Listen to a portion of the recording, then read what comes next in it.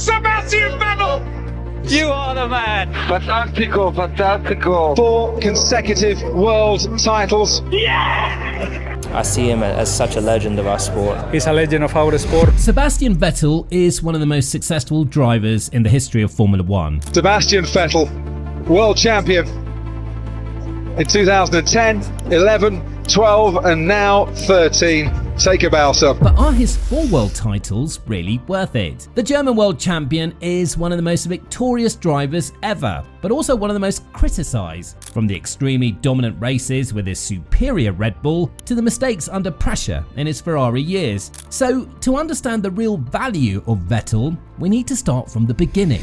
Now, after a successful karting career that lasted 8 years, Sebastian Vettel started his car racing career in 2003, immediately obtaining impressive results. But it was in 2005 that, for the first time, a young Sebastian Vettel and Lewis Hamilton met in Formula 3. It was Hamilton's second year, while Vettel's first. For the first time, they started to battle each other, having some moments together, like the famous 2005 Lausitz race battle, sharing the podium 5 times together that season. Hamilton would win the championship the same year, and went on to be promoted to GP2, the current F2, at the end of the season. Hi, I'm Lewis Hamilton. I'm racing GP2 this year with ART. While Vettel would have to stay 1 year more. But 2006 came soon, and the young German talent finished in second position, following British driver Paul di Resta. The journey for Vettel was extremely fast going through the feeder formulas. It was like something or someone was helping him to push and climb the ranks like no other before. Vettel's first appearance in F1 was back in 2006, where he had the chance to participate in the Friday's free practice of the Turkish GP with the BMW Sauber team, finishing on top of the classification in FP2. That weekend marked the first record for Seb, becoming the youngest driver ever to participate in a Grand Prix weekend, but also collecting the fastest fine given to a rookie driver for speeding into the pit lane 6 seconds after going out of his box. Now, this speed factor will partner Vettel throughout his entire career, letting him break important records in the sport, like the following year when he officially became test driver for BMW Sauber, and while replacing Robert Kubica after his horrific crash in Canada, Vettel at Indianapolis became once again the youngest driver ever to score a point in a Formula One Grand Prix. Kubica would heroically return at the next race at Magny-Cours in France, and Vettel had the luck to prove his talent in F1 again, always in the same season but with a twist to his career. In fact, 2 races after his US debut at the European GP at Nürburgring, Toro Rosso, and therefore Red Bull, gave him the chance to properly race in the championship until the end of the 2007 season. But it was during the 2008 season that for the first time Seb had the chance to compete a full championship in Formula One, and it was the first glimpse of Sebastian's force, especially one weekend that changed everything in his career and in F1 history. The 2008 Italian GP sent shivers down everyone's spine to all the technicians, commentators and spectators. During the qualifying session of the Italian GP at Monza, Sebastian Vettel in a Toro Rosso and under torrential rain secured pole position at just 21 years old. The youngest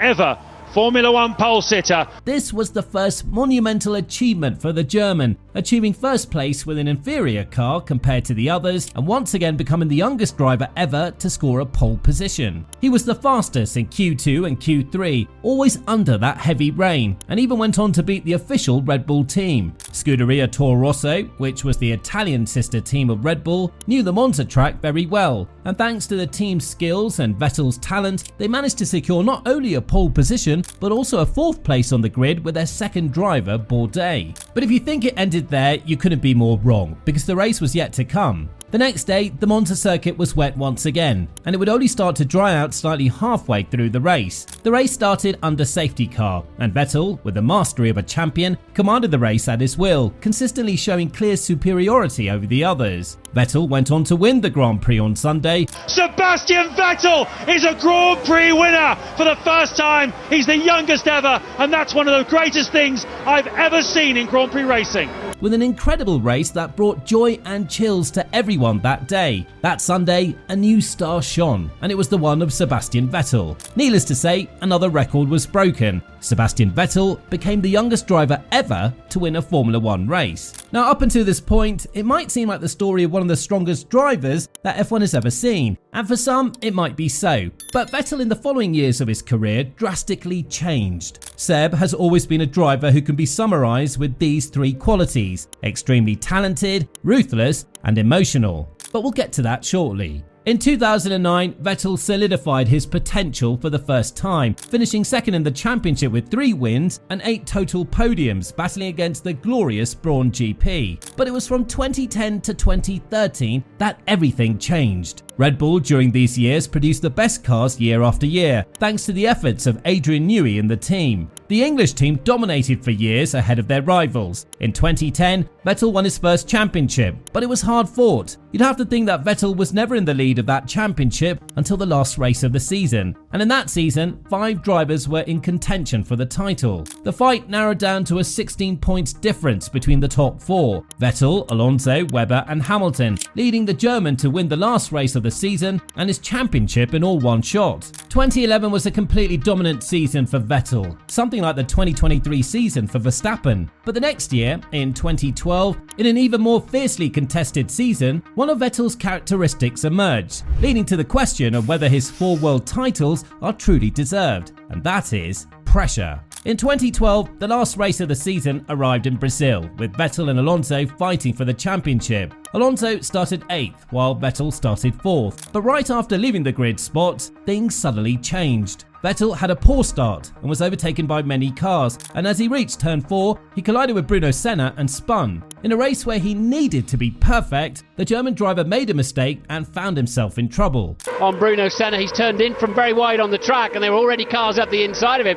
That's not Senna's fault. He then will complete one of the most remarkable comebacks in the history of the sport, but doing it, risking and finding himself in a mess. This characteristic would always partner Vettel in the years to come. The following year, we saw another side of Vettel, the ruthlessness of the champion. In the second race of the season in Malaysia, the 2 Red Bulls had more pace than everyone else, and towards the middle of the race, as they were leading, something shocking happened. Almost towards the end of the race, a fierce duel between Vettel and Webber ensued. It's the famous Multi-21, a message passed onto the radio to Vettel to make him understand not to attack Webber.